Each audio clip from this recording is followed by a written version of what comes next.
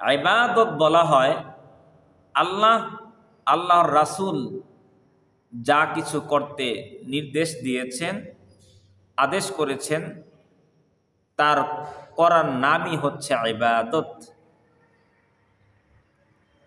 শুধুমাত্র আল্লাহ রাসূলের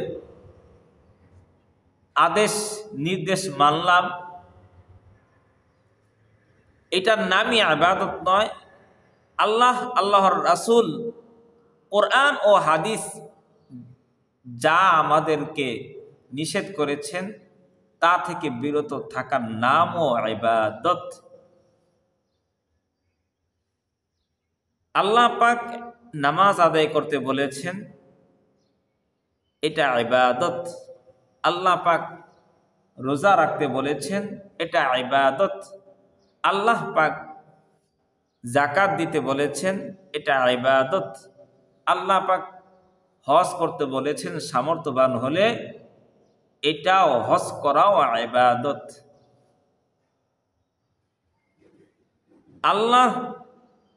আল্লাহর রাসূল সাল্লাল্লাহু আলাইহি ওয়াসাল্লাম কোরআন ও হাদিস যা থেকে নিষেধ করেছেন তা থেকে বিরত থাকার নাম ইবাদত। যেমন ধরেন, সুদ খেতে নিষেধ করেছেন, আপনি সুদ খেলেন না, এটাও ইবাদত।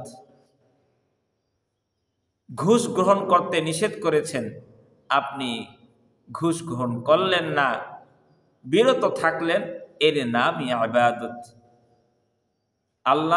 আল্লাহর রাসূল সাল্লাল্লাহু আলাইহি ওয়াসাল্লাম জেনার ধারে কাছেও যেতে নিষেধ করেছেন, জেনার ধারে কাছেও গেলাম না, এর নামও ইবাদত।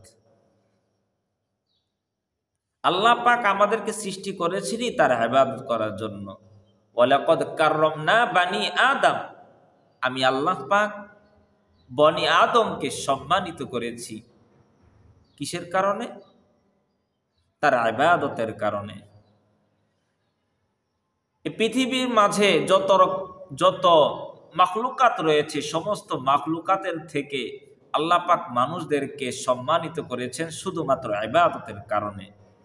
কারণ সমস্ত মাখলুকাত সৃষ্টি করেছেন মানুষের কল্যাণে, মানুষের সুবিধার্থে, আর মানুষকে সৃষ্টি করেছেন আল্লাহ পাকের ইবাদত করার জন্য। যদি আল্লাহ পাক আমাদেরকে তার ইবাদতের জন্যই সৃষ্টি করে থাকেন, তাহলে তো শুধু ইবাদত করারই কথা। তাহলে কেন আমরা খাই, কেন আমরা ঘুমাই, কেন আমরা আমাদের হাজত পূরণ করি, কেন আমরা ওয়াশরুমে যেতে হয়? হ্যাঁ, এগুলো হচ্ছে আপনার আমার সুবিধার জন্য। আপনি যদি 2 দিন না খেয়ে থাকেন, তাহলে আপনি ইবাদত করতে পারবেন না।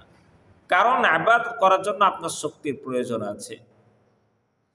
আপনি যদি 2 দিন না ঘুমান, আপনি ইবাদত করতে পারবেন না, আপনি পড়ে যাবেন। এজন্য আপনার সুবিধার জন্য, ইবাদতের সুবিধার জন্য আপনাকে ঘুম দেওয়া হয়েছে। আপনি জরুরত আপনার প্রস্রাব পায়খানায় যাবেন, এইটা আপনার সুবিধার জন্য। যদি আপনি না যান, তাহলে আপনি ইবাদত করতে পারবেন না, আপনার ইবাদতে সমস্যা হবে। কিন্তু এই সমস্ত বিষয়গুলো আল্লাহ পাকের ইবাদত যদি আল্লাহ রাসূল সাল্লাল্লাহু আলাইহি ওয়াসাল্লামের সুন্নাহ মোতাবেক করি, যদি আল্লাহ রাসূল সাল্লাল্লাহু আলাইহি ওয়াসাল্লাম আমাদেরকে যেভাবে ঘুমাতে বলেছেন, যদি সেইভাবে আমরা ঘুমাই, সেটাও আমাদের ইবাদত। যদি আল্লাহ রাসূল যেভাবে খেয়েছেন সুন্নাহ মোতাবেক যদি আমি খাই, এটাও আপনার আমার জন্য ইবাদত। আল্লাহ রাসূল সাল্লাল্লাহু আলাইহি ওয়াসাল্লাম যেভাবে তিনি প্রস্রাব পায়খানা করেছেন, যেইভাবে গিয়েছেন, সেইভাবে সেই তরিকায় সেই নিয়মে যদি আমিও যাই, সেটাও ইবাদত। এক কথায় আল্লাহ পাক আমাদেরকে সৃষ্টি করেছেন তার ইবাদতের জন্য। কতদিন পর্যন্ত ইবাদত করব? আল্লাহ পাক বলেন, ওয়া'বুদ রাব্বাকা হাত্তা ইয়াতিয়াকাল ইয়াকিন, ততদিন পর্যন্ত ইবাদত করো, সেই মুহূর্ত আসা পর্যন্ত, যেই মুহূর্ত আপনার আমার মাঝে সুনিশ্চিতভাবে আসবে, সেটা হচ্ছে মৃত্যু। অর্থাৎ মৃত্যুর আগ পর্যন্ত তোমরা আল্লাহ পাকের ইবাদত করে যাও। আল্লাহ পাক আমাদের সকলকে ইবাদত করার তৌফিক দান করুন।